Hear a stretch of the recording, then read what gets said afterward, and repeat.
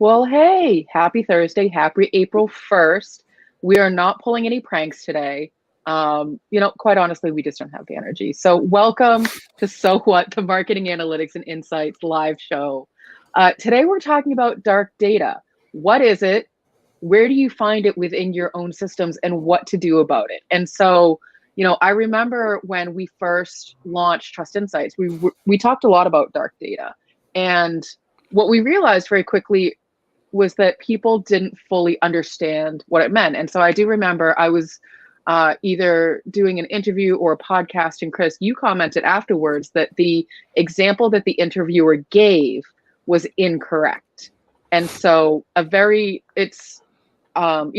certainly don't want to call anybody out, but basically, the way that we think about dark data is it's data that's collected that is not then used. And I think one of the examples that we give a lot is, fitness data. If you have a fitness tracker and you're constantly tracking your steps and your heartbeat and, all of these things, but you never look at the information, you never do anything with it, you never use it to make a decision, to make a change, that then is by definition dark data. Not because it's something you can't find, but because it's something that literally just sits there on a shelf in the dark, never getting used.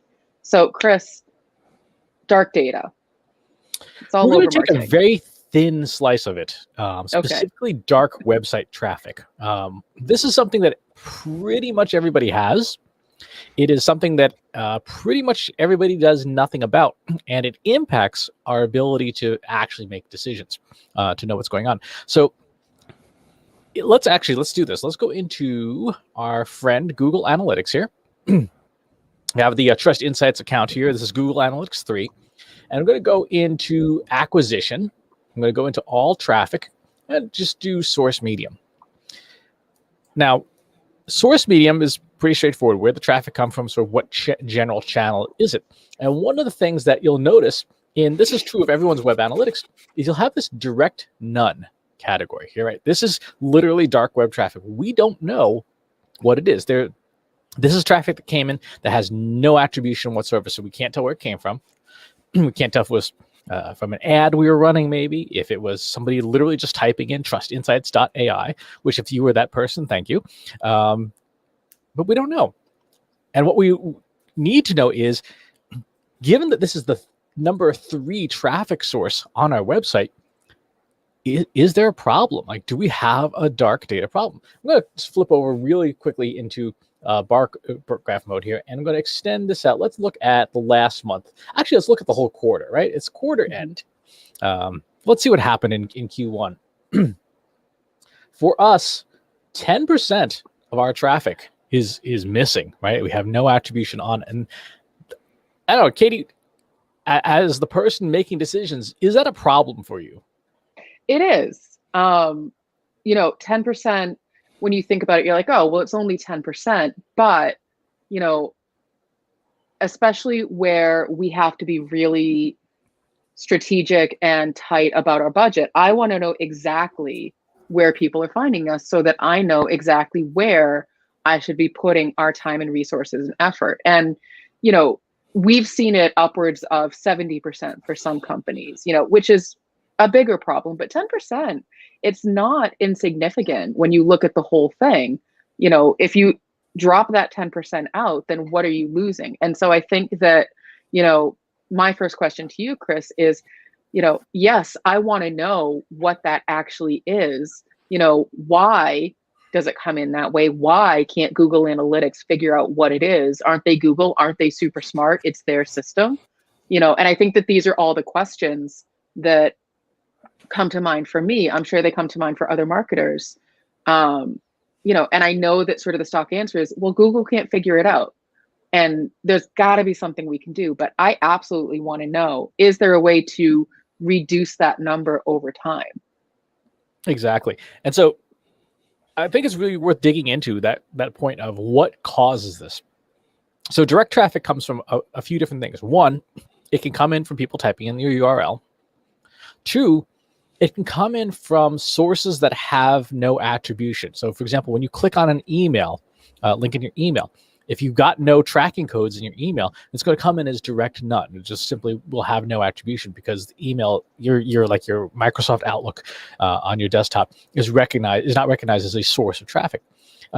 For systems that are encrypted, like Apple Safari browser on iOS, blocks an awful lot of tracking data. So if you've got a visitor coming from an encrypted system, it will strip off some of that attribution data unless it's explicitly encoded with UTM tracking codes. And something we discovered this week, actually, if even one of Google's stock tracking codes is malformed, you fat-fingered the word, all of it breaks. We tested this, Katie, on your website. We tested it on, and we said, okay, UTM source equals whatever, and then just we mangled the little ampersand, and it came in as direct none. It's like, oh, that's interesting. So Google didn't even attempt to preserve the working parts; it just threw the whole thing out. So that's kind of what causes this. Now, our first step, obviously, is to figure out if we have a problem. In this case, number 4, traffic source, I would agree, is kind of a problem. We want to know it. So now we have to kind of figure out what is the nature of the problem. And the easiest way to do this is to think about, where is this traffic going? Like, if it was going to, say, one of our, purchase pages, like, that's really not good. On the other hand, if it's going like blog posts, like, okay, fine, I can live with it, unattributed traffic going to the blog. So how do we do this? Go ahead, Katie. I was going to say, well, I slightly disagree with you, because one of the things that we do as part of our own health check analysis is what we call the most valuable pages report, which is an attribution analysis based on the content from our own website. And so you're saying, just as an example, it's not as important if we don't know the traffic going to the blog. However, if we see in our most valuable pages report that the blog is a big driver of conversion traffic, then yeah, I want to know what that is. So I guess I disagree with you that it's okay, we can live with it, because our blog, when you look at our most valuable pages report, is what, number 6, number 7 in terms of the top driver of conversions for us. So therefore, I still want to know what it is. You can't get out of this one, Chris Penn. All right, so let's go and figure out where the traffic goes. I'm going to pull up Google Data Studio here. I'll switch over to our edit mode. I'm going to bring up a brand new scratch page, a place we can have just a little bit of fun. Let's go ahead and we're going to clear everything that's here. I'm going to add in a new table, and we'll put in some colors, some heat maps and colors for fun. Okay. Now, the first thing we want to do is I want users. I want to know how many people. So I'm going to swap out new users with all users. And we have the page. I personally prefer the page URL itself as opposed to the title, because sometimes if you're careless, you have overlapping titles. And so we see this is our traffic. Now, the last thing I want to do is I want to add in our source medium. And I'm going to actually swap that here and put source medium first and page second. Okay. Now, there's a lot of different sources here, so I want to filter this by direct none. Yeah, direct only. I want to include a source medium, which equals direct none. Now, this is going to tell us when they come into our website from this mysterious spot, this is where they go. Yes, this is where they go. Because again, if we're getting a lot of direct traffic to like major conversion pages, I would view that as kind of an emergency, right? That's something we need to fix sooner rather than later, because if we don't fix it, then we could be, for example, spending money on ad campaigns that and our ads are broken. That would really suck. So in this case, we have, that's a little hard to, let's straighten out our fit to data. There we go. Okay, so we have the majority of it goes to the homepage by a substantial margin, right? The blog, contact us, and then somebody came back, they bookmarked so that's a newsletter subscription page. Then we have a lead gen thing there. So there's not a ton of stuff on here that's like, oh my goodness, we're in a whole lot of trouble, right? It's mostly just the homepage. So I actually feel pretty good about this. That's people typing in, when your direct traffic goes to the homepage, it literally is people just typing in the URL. So that's not a bad thing. It's not a bad thing. And so I guess then the next question is, let's say, it was going to a services page, or let's say it was going to the contact form, which actually, is number 3 on this list for, I'm guessing, the past 30 days or so, which is the default date range. Okay, year to date. I would want to know where that was coming from. So how do you start to resolve that in your own data? Because I know that we've worked with clients where the first time we get into their Google Analytics, it's upwards of 70% of their data is unattributable. But we've been able to reduce that number down through, the work that we've been doing, down to like 35%, which still sounds really, really high. But compared to 70%, it's now less than half. Right, exactly. So the next thing to do is to try and figure out, does the direct traffic resemble something else, right? Is there a channel that it looks like that you could say, okay, I can kind of see like this has a correlation of sorts to another channel? Because there are some channels like social media, for example, there's dark social, where you don't know where the attribution's coming from. For example, when you use Slack, if you're in our Analytics for Marketers Slack group at trustinsights.ai/analytics for marketers, if I paste a link in there and I don't put tracking codes on it, it's going to come in as direct, because Slack is not a browser, right? And so there is no attribution. So that would be an example of that. However, those interactions may look like, say, Twitter or Facebook or another social channel where there is attribution data. So we wanted to try and figure out, is there a relationship that it looks like? Does our dark traffic look like search traffic, for example? If people are searching on their iPhones, we're not going to get that data. So one of the first things we're going to want to do is we're actually going to want to go into our audience data here, and we're going to want to look at our device, our devices and technology here.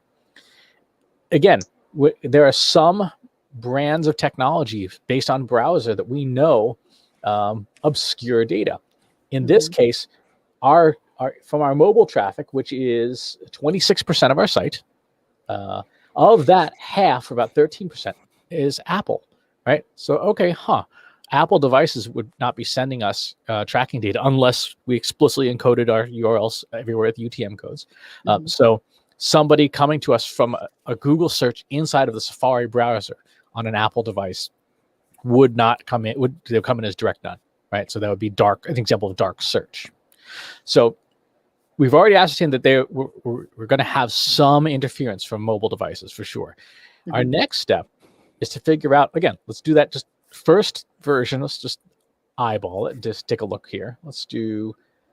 So Chris, while you're pulling that up, a question came up while you were putting together that simple dashboard. What about looking at the path for those direct to the homepage ones?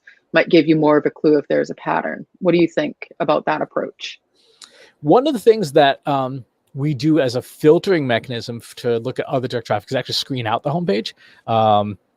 Because obviously if someone is just typing in the URL there, we are pretty sure that's actual direct traffic. So one of the things that you can do is, if you want to, you can say, instead of page, you can specify. Let's go back here and look at landing page. So let's do that. And landing page would be the first step in the journey. Put that in here. And go back to view. So in this example, what is the difference between page and landing page? Page is... that page was visited by that user. Landing page was the first page that they went to. And what we're seeing here is, for example, there's direct traffic to contact page, right? But the first page in that particular journey was just the home page, the stuff. So if you wanted to let's get rid of page entirely. Yeah, I think in this example, landing page is more helpful. Yeah. So now we have 201 visits went straight to the homepage as their very first stop. Second was unknown.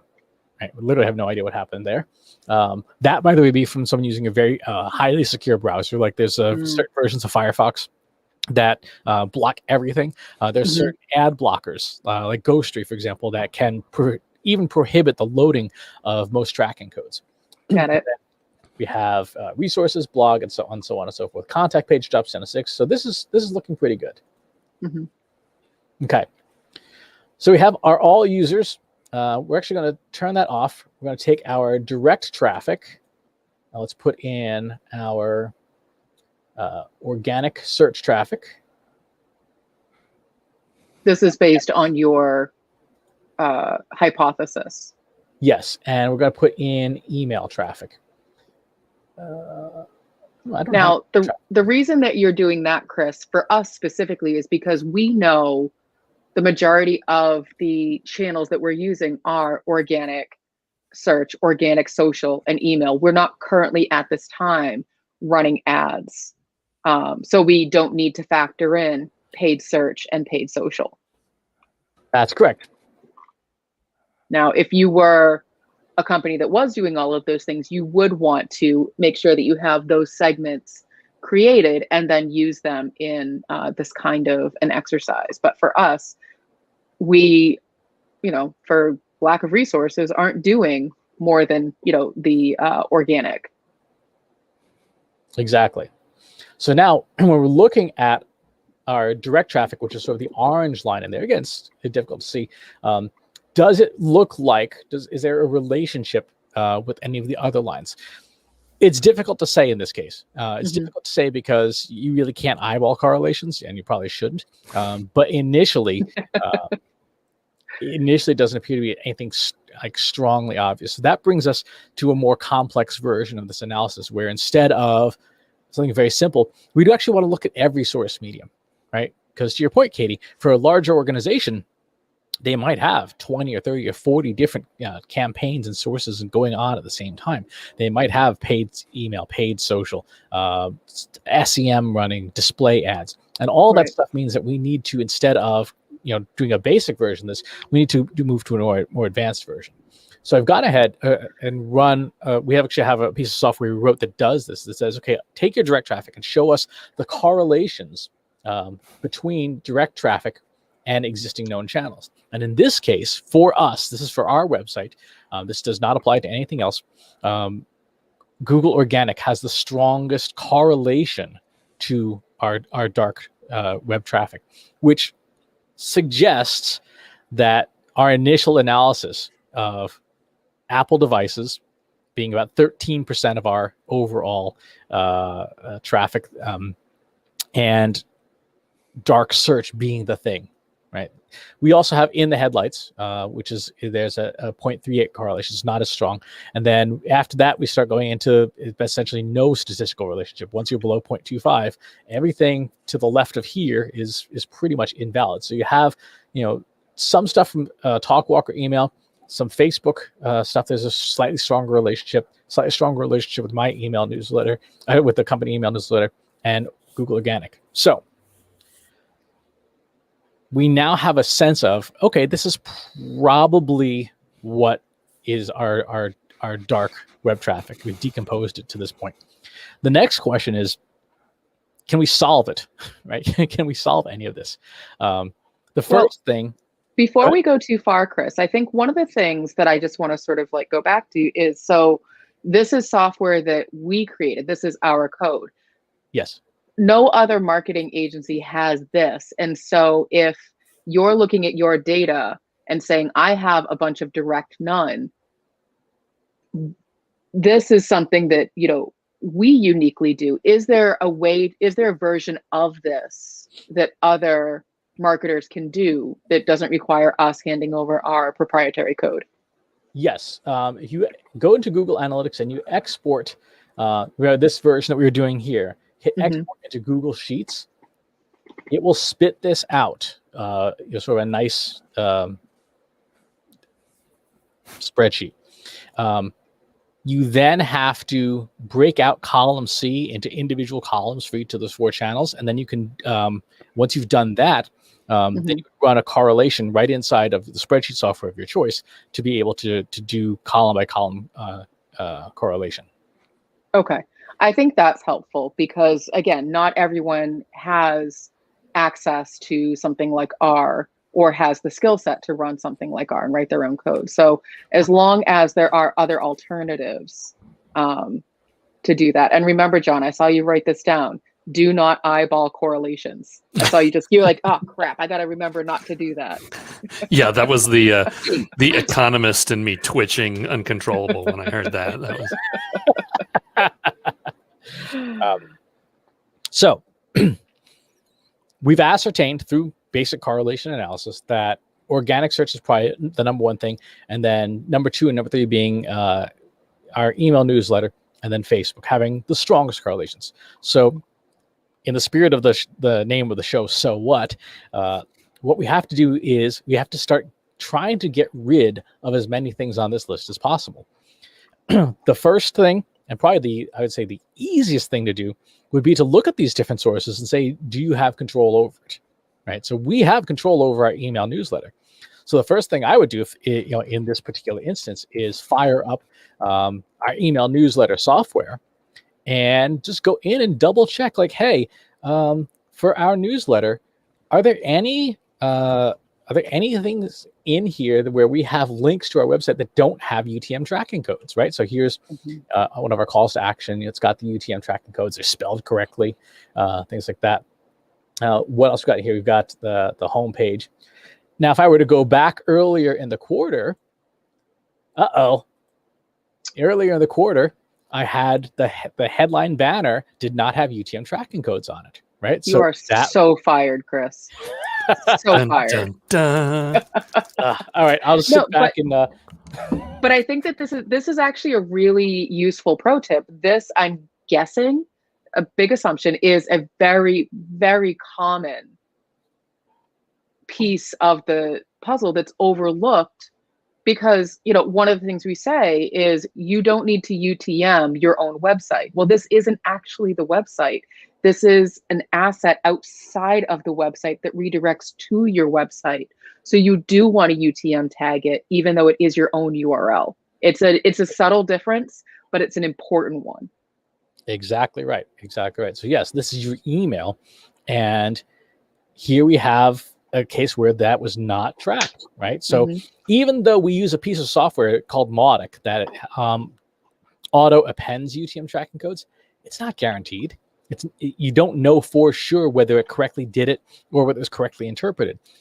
If you put them in yourself manually and you double check your work, oh, okay, yep, I made sure that I've got those tracking codes in place. The same is true for social media posts. The same is true for any link that you share anywhere outside of your website. Stick those tracking codes on and make sure that they're using the conventions that are approved by Google, which brings us to the next point. Google has a list of source mediums that they strongly recommend. Let's put this in Google. So it's funny that you say strongly recommend. It reminds me of one of my friends has a teenage daughter that she's been, now I guess you just text with your kids, you don't actually talk to them. And so she's like, I strongly recommend that you come downstairs and do the dishes. And her daughter will respond, I know that's not a question, you're actually telling me to do it. And so it reminds me of the statement that you just made, where you're saying Google strongly recommends these source mediums, but I'm guessing it's less of a question and recommendation, more of a do it this way.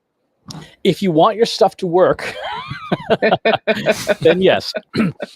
Google has this nice article in support that says these are the default channel definitions. So when they look at how to allocate tracking and stuff and give credit without a whole lot of extra work, they actually specify exactly, email medium exactly matches email. And by the way, that's all lowercase. So if you had a capital E for email, it would not associate that with that channel grouping and stuff. So our recommendation definitely is make sure that you are adhering to Google's definitions and any of the UTM tracking codes you're using. That's pretty straightforward.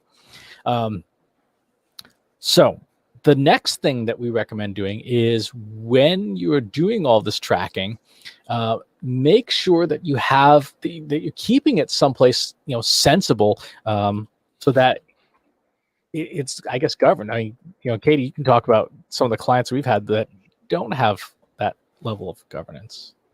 Well, and that's just it. So, we joke / not joke that governance is this awful, scary word, but really what it just means is having, at least in this context, some kind of a repeatable process. And so the easiest way to make sure that there is compliance with correct UTM tracking is to put it in a spreadsheet. And what we've done and what we make available to our clients is an automated spreadsheet. I put this sort of lightly, but basically it's just a spreadsheet that auto creates your UTM URL with the information that you put in, and so you can restrict it down to only the source mediums that your agency, that your company should be using in a dropdown. So you can see in column F, it's a dropdown menu. And so we don't give people, ourselves, our clients, the option to put in things that aren't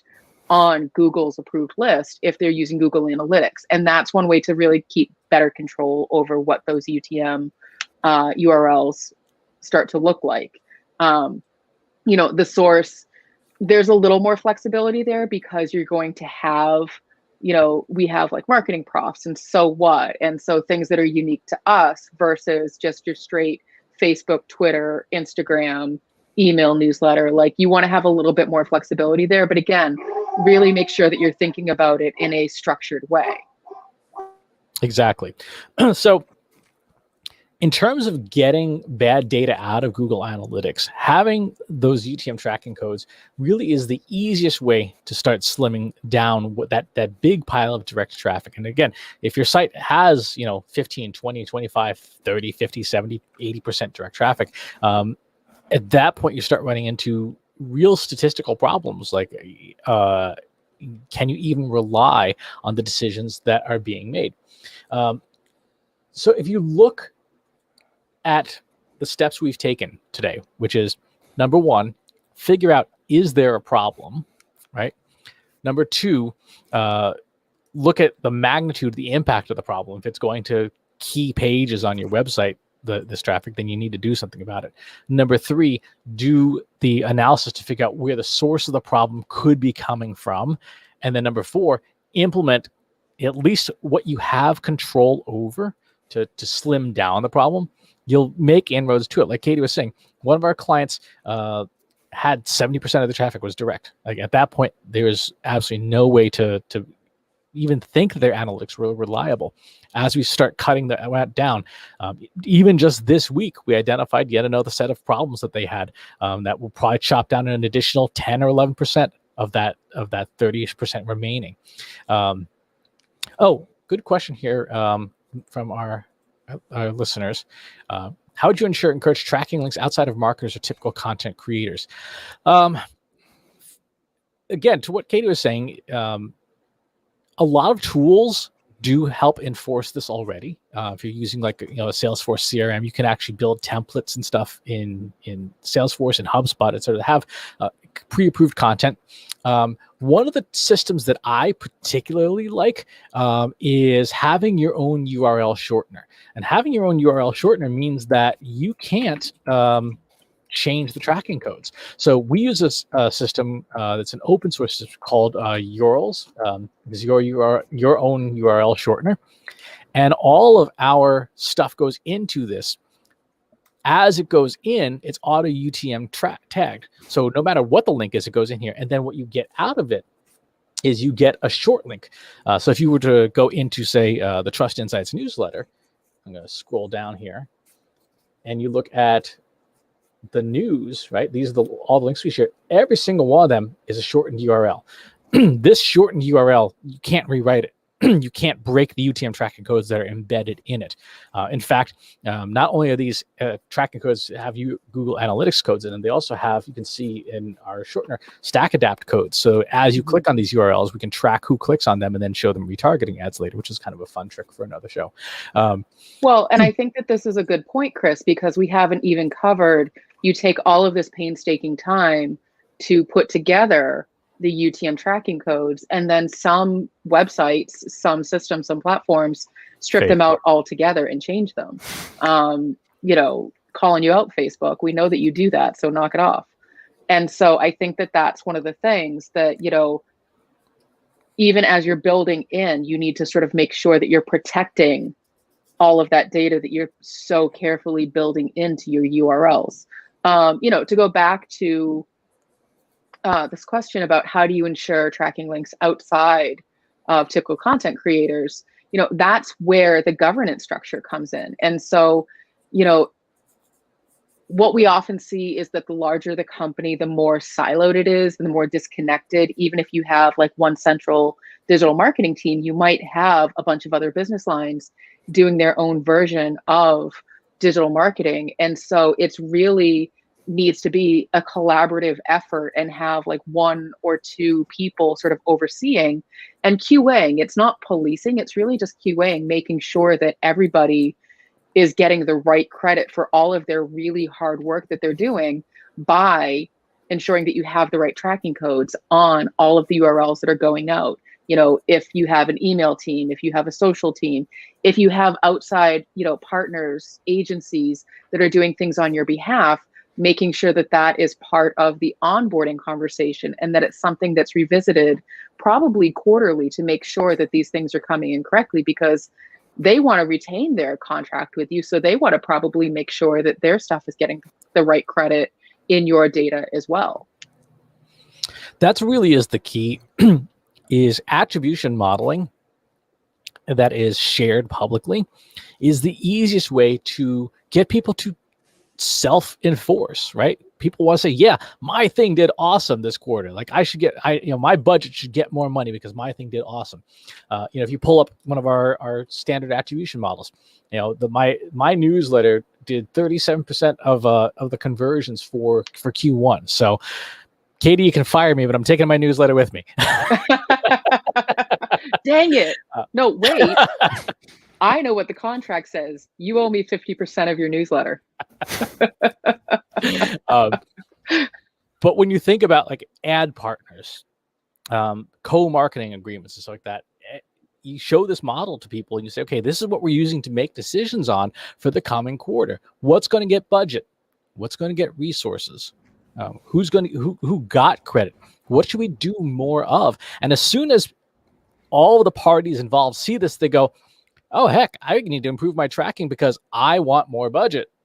Mm-hmm. I want a bigger seat at the table, kind of thing. When we were doing one of these attribution models for one of our clients, there was practically a knife fight, between three different teams because they were saying, no, we deserve credit. And there was a whole big thing about like, oh, we didn't have tracking codes on our stuff. Mm-hmm. Wouldn't you know it? Next month's meeting, they had tracking codes on everything, and the contribution that they brought to marketing went from like 2% to 37%.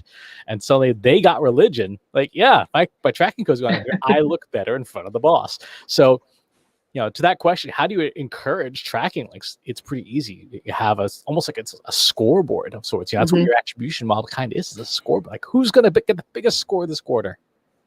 Now, John, you do a newsletter for Marketing Over Coffee, and you have, links that go outside of outside of your website. You have sponsors. How often are people providing you that information up front? When you have sponsors, like they want to know where their stuff goes and how well, sponsoring with Marketing Over Coffee converts. What does that look like for you? Yeah, we spend a lot of time just encouraging sponsors to, give us a trackable link because it's just like you said, it's positive reinforcement. We want them to actually at the end of the month go back and say, oh my God, this newsletter drove traffic for us and was for real. And then the only other thing we see is, there are brands that once they get big enough, they already have the religion and they just say, yeah, no, we're just going to earmark, X $1,000 a month and that'll just go straight to the homepage and we don't care. But, every other business that's not to the point where you just always set aside, $200,000 for general branding wants to know where their money's going. And so, yeah, you really need to do that. And you can't undersell what you're just talking about, the positive reinforcement, because with our spreadsheet, where if you don't use a UTM code, somebody comes by to break your finger. Like, that's not really motivation. You want to have get positive results and get people on board with that, because going around every month trying to beat UTM codes into people is just horrible all around. It is. And, it's something that, we've seen, again, sort of, big companies, small companies, it's that extra step that, oh, I don't have to worry about that. It comes into my Google Analytics correctly. So, Chris, one of the other things we haven't really talked about is the actual infrastructure setup of Google Analytics, making sure that if you don't have a UTM tracking code, that at least your channel groupings are set up correctly in Google Analytics, so that you kind of give yourself a little bit more of that advantage. I think I want to save that for another show, because some things are really rapidly changing on the Google Analytics infrastructure front, to the point where what will be best practice going forward in the next few months is a big departure. It's a big, big departure from the way we've traditionally done it. We were talking this week on this week's Marketing Over Coffee episode about some of those infrastructure changes, but the big one is server-side tagging. As systems like Apple, crank up their privacy to the point where some things like your Google Analytics tracking code may not necessarily work correctly. As browsers end their support for third-party cookies, server-side tagging is going to become more important, where no matter what the device is, no matter how private it is, at the end of the day, there's a person consuming resources on your web server. And those server logs can then be used as a basis for, improving tracking to the point where you may even be able to recover more of that direct traffic, because you may be able to see just from the raw data on the hardware that you own or rent what that is. But it's more complicated than we've been seen in the past. In the old days, you copy your tracking code out of Google Analytics, paste it on your website, and you were done. Now you have to install a new server on Google Cloud and build a separate new container and tag manager. There's a lot to it. So I think that would be a good, more advanced show down the road. Once I think once we have a way to explain it that isn't literally 4 hours of technobabble.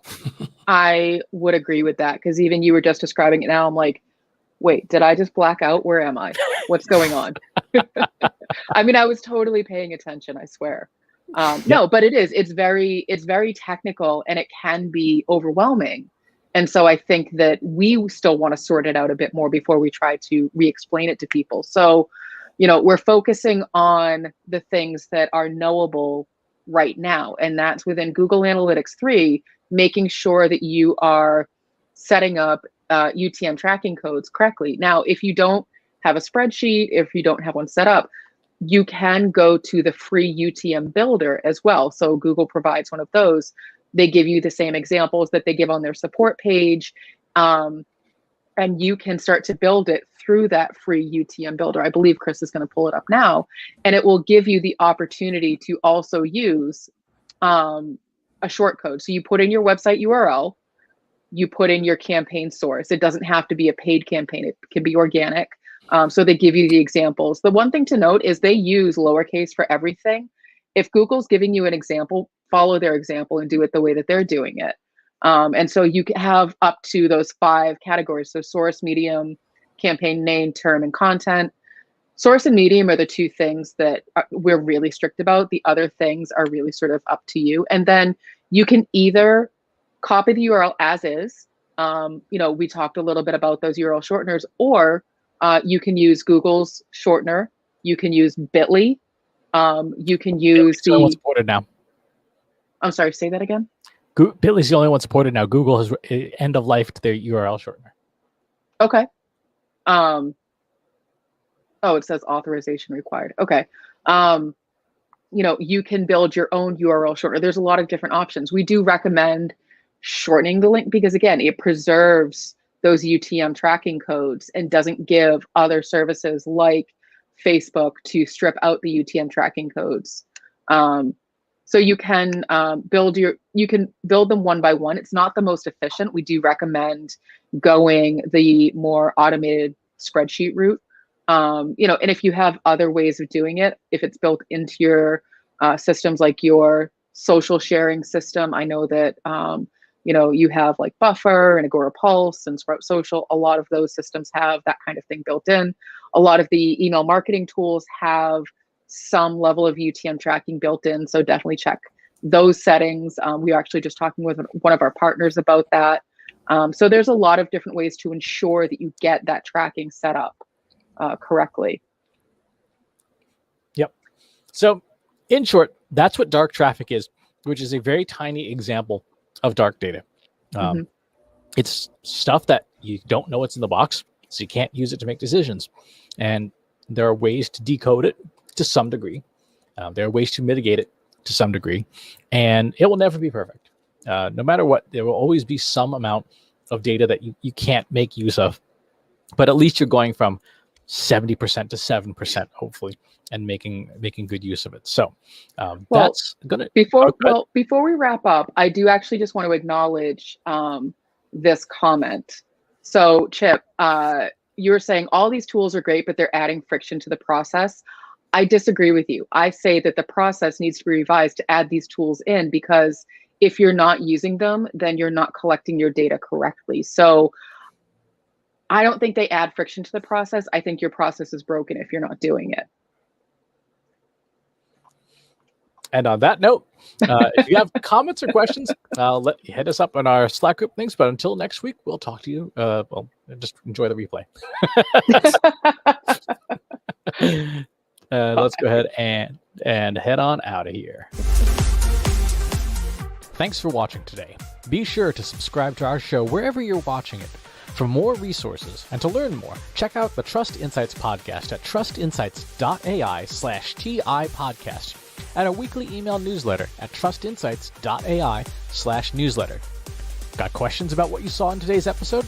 Join our free Analytics for Marketers Slack group at trustinsights.ai/analytics for marketers. See you next time.